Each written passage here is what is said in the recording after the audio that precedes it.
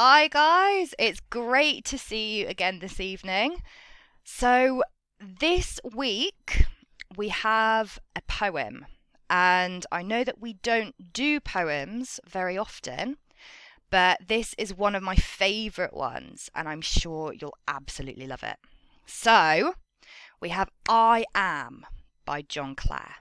And as always, for our first reading club lesson, we are going to look at how the writer creates tone and expression. We can practice our own reading voice and our storytelling skills. We're going to practice using new vocabulary, using synonyms in their place, and as always, we will build comprehension techniques. So, guys, let's get on with our poem. So, I Am by John Clare. I am, yet what I am, none cares or knows. My friends forsake me like a memory lost. I am the self-consumer of my woes. They rise and vanish in oblivious host, like shadows in love's frenzied, stifled throes. And yet I am, and live, like vapours tossed into the nothingness of scorn and noise, into the living sea of waking dreams, where there is neither sense of life or joys, but the vast shipwreck of my life's esteems. Even the dearest that I love the best are strange, nay, rather stranger than the rest. I long for scenes where man hath never trod, a place where woman never smiled or wept, there to abide with my Creator God and sleep as I in childhood sweetly slept, untroubling and untroubled where I lie, the grass below, above the vaulted sky. So, as I said, quite different from anything we've done before, especially in terms of tone and expression. So, to begin, I just want you guys to tell me how you feel after reading this poem. So, let's begin with a psalm. How did this poem make you feel? Absolutely, it is. It's really sad. It's quite depressing. So sad and depressing. Fantastic. Good. And Shake, what about you? Do you agree? What do you think? Yeah, good. Now, Shake, why do you whoopsie. Why do you think it's hopeful? What part of the poem makes you feel hopeful? Yeah, we'll just go back to it now.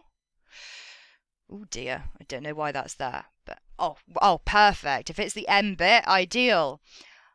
Or yeah, do you know what, Shake? I actually totally agree with you. That's a really good point.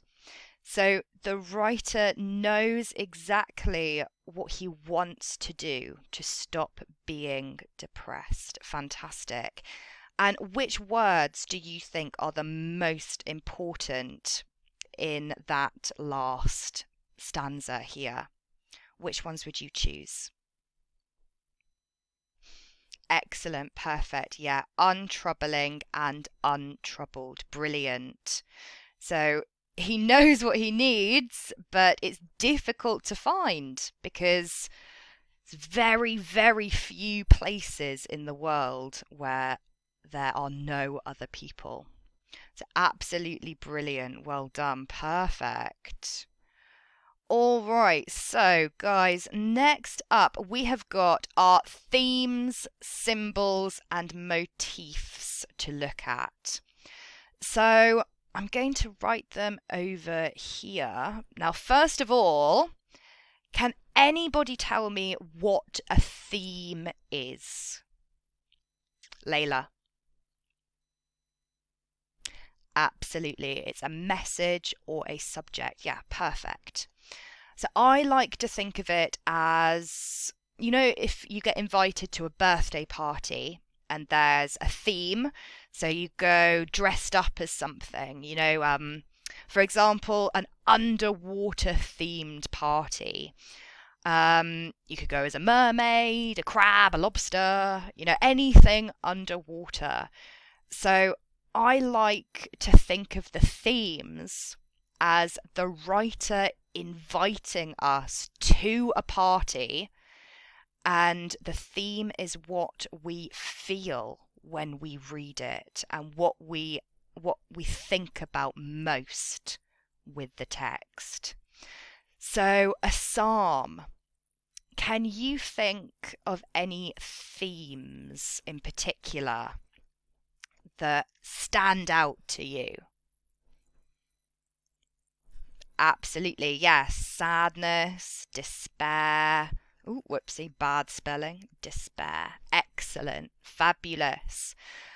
And so that brings us on to our symbols. So, can anybody tell me what a symbol is? No? Well, a symbol it can be anything. Anything. So you must always be on the lookout for the symbols in a text, because it's just something that represents a bigger idea. So, for example, let's go back to our poem and look at stanza number 2 here. So, a psalm. Can you see anything here that could be a symbol for something? Absolutely perfect. Yes, shipwreck. I'm sorry, guys. I don't know how to get rid of that sad, depressing, and hopeful bit. But yeah, perfect. So shipwreck is a brilliant symbol.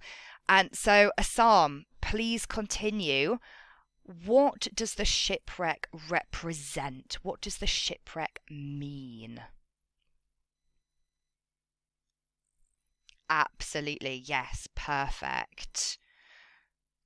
The shipwreck represents the poet's feelings about his own life and achievements.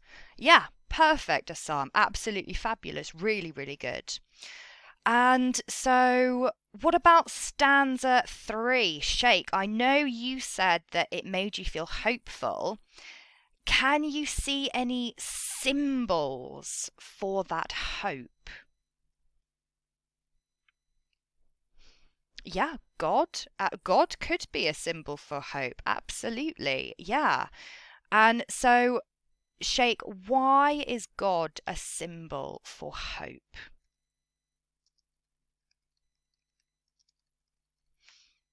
Absolutely, I totally agree. Yes, because he represents lots of possibilities. Represents lots of possibilities. Fantastic. Yes, perfect. All right, guys, and we've got about a minute. Let's see if we can fit in the motifs. So, a motif is usually something like, it could be a symbol, it could be a theme, but it's something that is repeated in the text to create a certain mood. It can be imagery, it can be structure. So if we go back, bear in mind that it's a repeated thing to create mood. And oh dear. Oh, it looks a mess, doesn't it, guys? I'm sorry. I don't know how to fix it. But, so can you think of any motifs here? What is repeated? Absolutely. We have the notion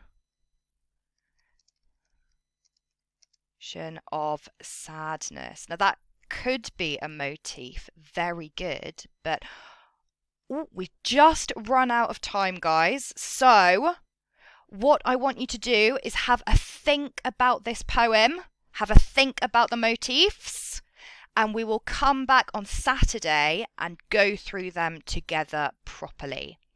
So it was so lovely to see you this evening, guys, and I'm already excited about Saturday evening.